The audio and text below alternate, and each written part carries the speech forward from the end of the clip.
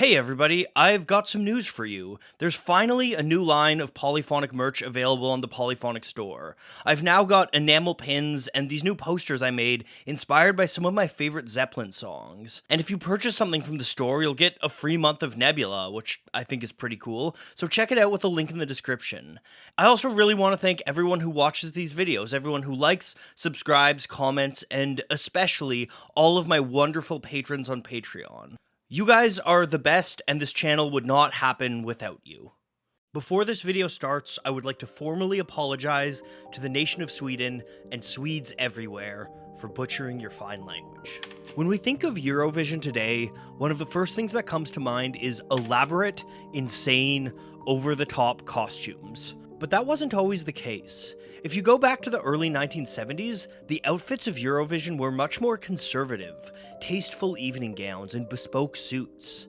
There were the occasional bits of glitter and spunk, but for the most part, it was a classy affair. And then, in 1974, four Swedes took the stage looking like this.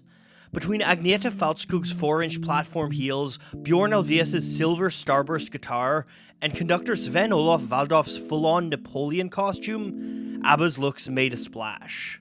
But it was more than just their looks. When ABBA took the stage and debuted Waterloo at Eurovision 1974, it didn't just mark a shift in European history.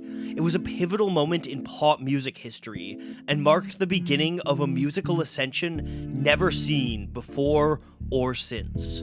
Let's take a closer look.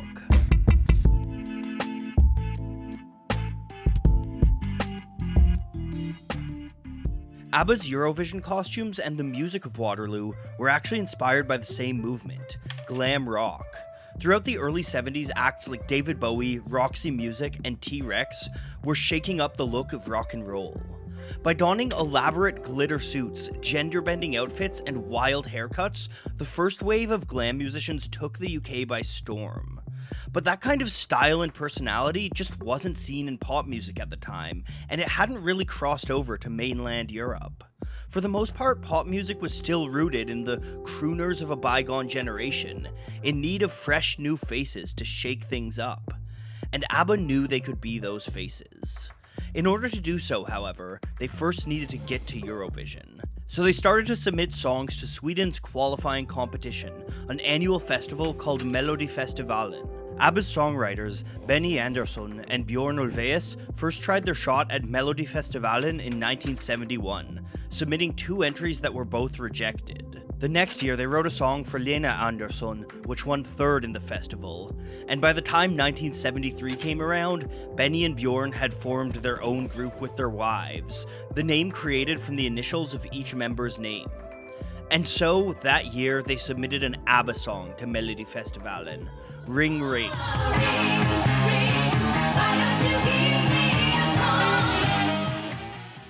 Musically, Ring Ring was inspired by American soul music, specifically the stuff produced by Phil Spector.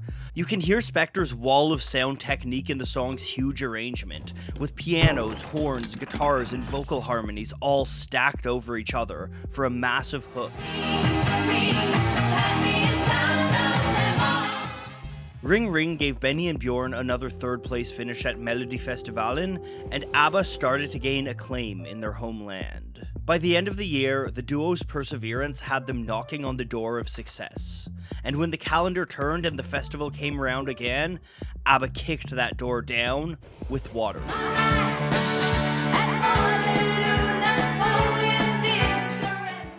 Like with Ring Ring, Waterloo found its production roots in Phil Spector's wall of sound, something that comes through plain as day in the chorus.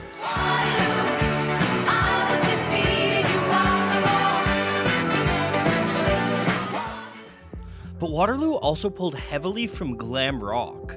Specifically, Waterloo was inspired by the song See My Baby Jive by the English glam band Wizard.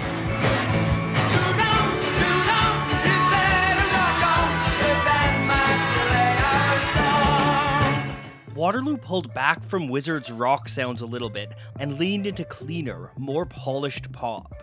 The song spotlighted the perfectly complemented voices of Agneta and Frida, and it also showed off Benny and Bjorn's unmatched ability to write catchy earworms. Originally, Waterloo was called Honey Pie, and presumably the chorus would have sung those words as well. And as strong as the melodic hooks are, I think there would have been something lost without the lyrical change implemented by lyricist Stig Andersson. Waterloo is such a strange and novel conceit for a song that it's hard to forget. Who else would sing a romance song comparing love to the downfall of one of history's most infamous dictators? And perhaps even more novel than the subject matter of the lyrics was the language in which Waterloo was sung. ABBA's song was the only Melodifestivalen entry in English, and when it won Eurovision, ABBA's song became the first competition winner to be sung in a language other than the country's native tongue. The decision to write in English was another signifier of ABBA's ambition from the start. Their end goal wasn't victory at Eurovision, it was total world domination. According to an article in Salon, Ulvaeus said, "We knew that the Eurovision Song Contest was the only route for a Swedish group to make it outside of Sweden." Seeing as Eurovision was a televised event, making a splash didn't just mean music, it also meant looks. Luckily, ABBA were friends with Ove Sandström, who was a costume designer by night. The costumes provided an added benefit to the group as well. A strange tax loophole existed in the Swedish legislation at the time. The government had special tax discounts for items of clothing bought for work purposes that couldn't be worn for everyday life, meaning ABBA actually got credits for their wild outfits. And when they took to the stage at Eurovision dressed to the nines, ABBA put on a performance never seen again at the competition. Waterloo won Eurovision by 6 points and went on to take the continent by storm. It climbed charts across Europe and around the world, hitting #1 in Belgium, Denmark, Finland, Germany, Ireland, the Netherlands, Norway, South Africa, and Switzerland. More than just a successful single, Waterloo was one of the first truly international pop songs, infecting half the world with ABBA fever. ABBA used this initial success to springboard their way into the stratosphere. In the years following Waterloo, ABBA released a string of international chart toppers, including SOS, Mamma Mia, Fernando, Dancing Queen, Money Money Money, and half a dozen other songs that you've no doubt danced to at wedding receptions. In doing so, they completely shook up the pop scene and transformed what it meant to be a pop star. Benny and Bjorn's huge hook-driven sounds and the glam rock-infused costumes can still be seen in top 40 pop hits to this day.